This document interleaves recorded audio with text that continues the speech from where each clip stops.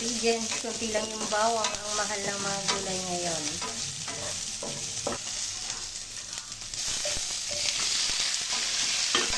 Adobong hipon tayo ngayon, mga mini. Lagyan natin ng oyster sauce. Then, konting toyo. Ilalagay ko na tong kangkong.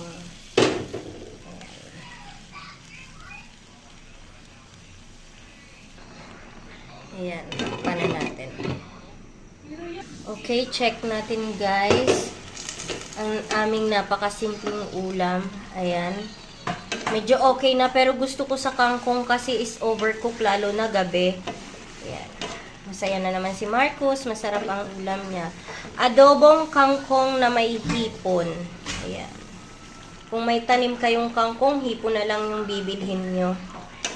Napaka-easy lutuin, pero napakasarap at napakasustansya nito. Okay guys, luto na. Ayan, kakain na kami.